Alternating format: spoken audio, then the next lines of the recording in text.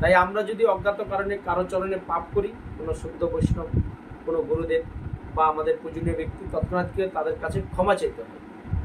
নিজের দম্ভ অহংকার এগুলো দেখেন চিরদিন থাকবে না। আজকে ভাবছেন আপনার বয়স 20 থেকে 40-50, শরীরে অনেক শক্তি আছে, তাই কাউকে ছোট বড় ভাববেন না। মানুষ আমরা সবাই এক, কারণ সবার মধ্যে কিন্তু ভগবান আছে, পরমেশ্বর রূপে। মানুষকে আপনি পায়ে না ধরতে পারেন, আপনি এমনি সম্মান শ্রদ্ধা করুন, তাতে আপনি মানুষের কৃপা পাবেন।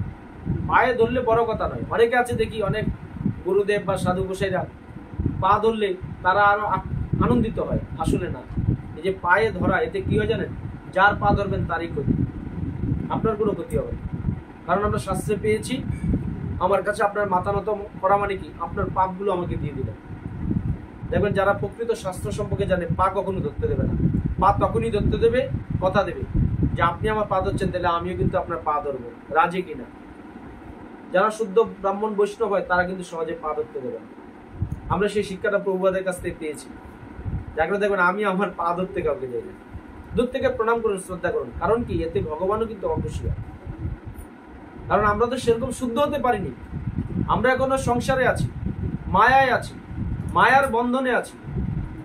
বা আমরা মন্দিরে যদি থাকি, কলিযুগে শুদ্ধ বৈষ্ণব হওয়া খুব কঠিন। ভগবানের নাম করছি ঠিক আছে, ভগবান কৃপা করেছে বলে আমরা নাম প্রচার করতে পেরেছি, বা আপনারা পেরেছেন।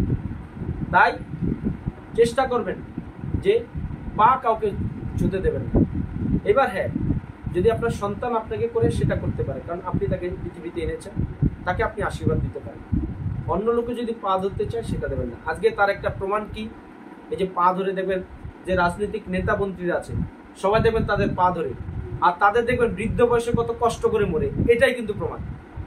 আজ বুদ্ধবাবু বলেন, যদুবাবু বলেন, আমাদের অটল বিহারী বাজপেয়ী বা যত বড় বড় নেতা আছে, দেখবেন কত কষ্ট পেয়ে মরে। প্রমাণটা শুধু দেখবেন, আমাদের এই যে জ্যোতি বসু কত কষ্ট পেয়ে মরেছে, অথচ তিনি যখন রাজনীতি করতেন বিভিন্ন লোক তার পা ধরেছে, কারণ তিনি জানেন না পা ধরাটা। আমাদের স্কুলে যদি যান, পা আপনি ধরতে পারবেন না।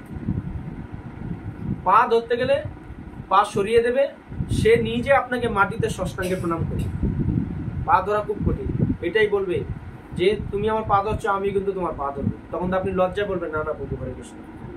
কারণ আপনি চাইবেন একটা শুদ্ধ সন্ন্যাসী গেরুয়া পোষণ করে আপনার পা ধরো, আপনার ক্ষতি হবে।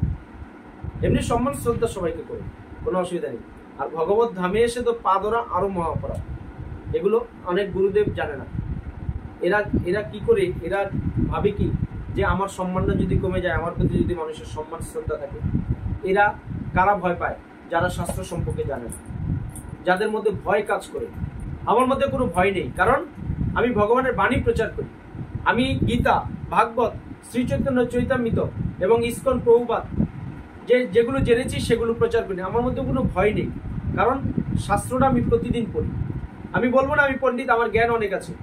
আমি ধর্মটা প্রচার করার চেষ্টা করি, এবং শাস্ত্রে যেগুলো জানি বা যেগুলো আমি পড়ে অধ্যয়ন করতে পেরেছি, সেগুলোই আমি সমস্ত বৈষ্ণবের মধ্যে প্রচার করছি। তাই এতে যদি আমার পাপ হয়, আপনারা সেটা ক্ষমা সুন্দর দৃষ্টিতে দেখবেন। কিন্তু শাস্ত্রের কথাই আমি তুলি, আমার কোনো মনের কথা তুলি না, বা আমি কারো কাছে বড় হওয়ার জন্য কিন্তু ধর্ম প্রচার করি না। আমার দেখেন তো, আমি জাগতিকভাবে যদি বলি যে আমার কি লাভ আছে, আমার তো দোকান আছে, ভগবান শ্রীকৃষ্ণ আমাকে জামা কাপড়ের বড় দোকান দিয়েছে। তা আমার কি টাকা পড়েছে যে আমি এই সুখ ছেড়ে, বা এত আমি এখন ফ্যানের নিচে বসে থাকতাম, কাস্টমার আসতো, ব্যবসায়িক করতাম, টাকা ইনকাম হতো, কিন্তু আমি এখানে তো টাকা ইনকামের জন্য আসি। আমি জানলাম যে এই জীবনের প্রকৃত উদ্দেশ্য কি, এই জীবনের প্রকৃত গন্তব্য কি, বা আমি কোথা থেকে এসেছি, কেন আসলাম, কোথায় যাব। যখন প্রকৃত মানুষ এটা জানবে, সে আমার মতো এরকম করবে, কর্মের পাশাপাশি ধর্ম প্রচার করবে যতটা পারো।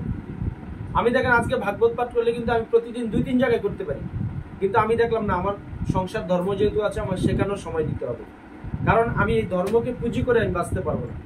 শাস্ত্রে আমরা আরো পেয়েছি, আমাদের যে নামট্য বই আছে 56 নম্বর পেজে দেখবেন লেখা আছে সুন্দর করে, প্রভুপাদ এবং চৈতন্য মহাপ্রভু সেই বাণী দিয়ে গেছেন আমাদেরকে স্বর গোস্বামীর দ্বারা।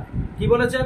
যে অধিক অর্থের বিনিময়ে যদি আপনি বাড়িতে কোনো ভাগবত পাঠক এনে তাকে দিয়ে পাঠ করান, তার অপরাধ হবে, এবং আপনারা যত বৈষ্ণব সাধু ভক্তরা সেই পাঠ শ্রবণ করবেন, সেই পাঠকের মুখ থেকে আপনাদের অপরাধ হবে। একদম শাস্ত্রে পরিষ্কার করে লেখা আছে। তাই আপনারা যখন পাঠক গোসাই, দামি পাঠক গোসাই এনে লাভ নেই, তারা অরিজিনাল পাঠক গোসালায়। তারা ধর্মটাকে ব্যবসা করে দেখবেন বাড়ি গাড়ি অনেক কিছু করে নিয়েছে। হ্যাঁ, আমিও করেছি, আমাকে ভগবান দিয়েছে, আমি ব্যবসা করেছি, ভগবান আমাকে দোকান দিয়েছে, আমি সেখানে পরিশ্রম করি, যার কারণে ভগবান আমাকে গাড়ি বাড়ি সবকিছু দিয়েছে। তার পাশাপাশি আমি ধর্ম প্রচার করছি। আজকে দেখেন, আমি যদি বলি আমি একটা বাড়িতে পাঠ করলে 500, 1000, 2000 টাকা পাবো, আমি জানি, কারণ আমি যেভাবে করি, আমি সে আবদার করলে মানুষের কাছে পাবো, কিন্তু আমি করি বলি না। আজকে আপনারা এখানে অনেকের বাড়িতে করেছি, বলুন তো আমি কোনোদিন কোনো টাকা পয়সা দাবি করেছি? আমার কাছে অনেকেই যায় যে কত নেন, আমি বললাম আপনি কত দেবেন, তখন আর কোনো ভাষা নেই। আপনি কত দেবেন? মানুষকে দিয়ে কখনো আপনি খুশি করাতে পারবেন না, আপনি প্রসাদ খাইয়ে খুশি করতে পারবেন। তাই আমি বলি গীতার নামে আপনারা দক্ষিণা দিতে পারেন। আমি এবার দূরে যাব, মনে করেন দূরে গেলাম, একটা গাড়ি ভাড়া খরচা টরচা আছে, সেভাবে মানুষ দিয়ে দেয়, আমার কোনো দাবি নেই। একান্ত কেউ জানতে চাইলে আমি বলি আমার আসা যাওয়ার খরচা দিয়ে আপনারা তাতে সন্তুষ্ট, আর আপনি গীতার নামে ভালোবেসে দেবেন। এইটাই হলো প্রকৃত ধর্ম প্রচারক। আর আমি যদি বলি না 1000 লাগবে, 2000 লাগবে, 3 জন ছেলে নিয়ে যাব, এটা আমার অপরাধ হবে। এই অপরাধ কি হবে? আমি বৈকুণ্ঠ গোলকধাম বৃন্দাবনে জীবনও যেতে পারবো না, আমাকে নরক জনিতে যেতে হবে। এবং আমি যাদেরকে এই ভাগবতের বাণী শ্রবণ করাবো, তারাও আমার সাথে নরকে যাবে। তাই আমি নিজে শুদ্ধ হলাম না, আমি আপনাদেরকে শুদ্ধ করবো কি করে? তাই ভক্তরা, মাতাজিরা, জেনে শুনে আপনারা ভাগবত পাঠক, ভাগবত কথা শ্রবণ করবেন নিঃস্বার্থভাবে। যাদের জীবনে কখনো কোনো চাহিদা নেই, তাদের মুখ থেকে শ্রবণ করবেন। তাহলে আপনাদের এই শরীরটা পবিত্র হবে, আপনার বাড়িটা ভগবত ধামে পরিণত হবে, যাকে আনবেন তারও উপকার হবে। তাই সবাই ভালো থাকুন, সুস্থ থাকুন, এবং সবসময় সদা কৃষ্ণ চেতনা, কৃষ্ণ ভাবনে আপনারা জাগ্রত থাকুন। সেটাই আমি ভগবান শ্রীকৃষ্ণ শ্রীমতী রাধারানীর চরণে প্রার্থনা করি। আর আজকে যার মৃত্যুবার্ষিকী হলো ভগবান শ্রীকৃষ্ণ, তিনি যেই জনিতেই জিয়ে থাকেন, তিনি তাকে যেন ভালো রাখেন ভগবান শ্রীকৃষ্ণ, সেটাই আমরা সবাই প্রার্থনা করতে পারি এই যে মানুষ হিসেবে। এর বিষয়ে আমরা কিছু করতে পারবো, কারণ আমরা তো জানি না এই ভদ্রলোক কোথায় আছে, আমরা কে কোথায় যাবো আমরা কেউ বলতে পারি। আমরা ভগবানের সেবায় যদি ব্রতী থাকি, তাহলে কি হবে? আমরা ভগবানের কাছে যেতে পারবো। ভগবানের কাছে যেতে না পারলে আমি কি হয়েছে? শাস্ত্রে পেয়েছি, আমি জীবনটা যেখানে শেষ করে যাব, পরবর্তী জীবনটা আমার সেখান থেকে শুরু হবে। ভক্তরা মাতাকে হরে কৃষ্ণ, সবাই ভালো থাকুন, সুস্থ থাকুন। জয় নিতাই গৌরে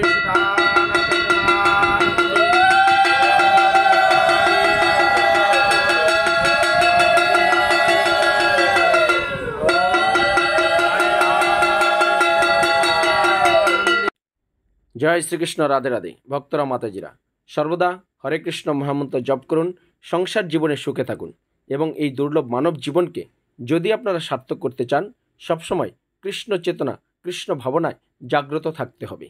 এই দুর্লভ মানব জীবন আমরা পেয়েছি, তাই আমরা ভগবান শ্রীকৃষ্ণের মুখনিসৃত শ্রীমদ্ভগবদ্ গীতা প্রতিদিন অধ্যয়ন করুন, একাদশী ব্রত পালন করুন, তাহলেই দেখবেন যে মানব জীবন কি করে সার্থক হয়, সেটার রাস্তা আপনারা অচিরেই খুঁজে পাবেন।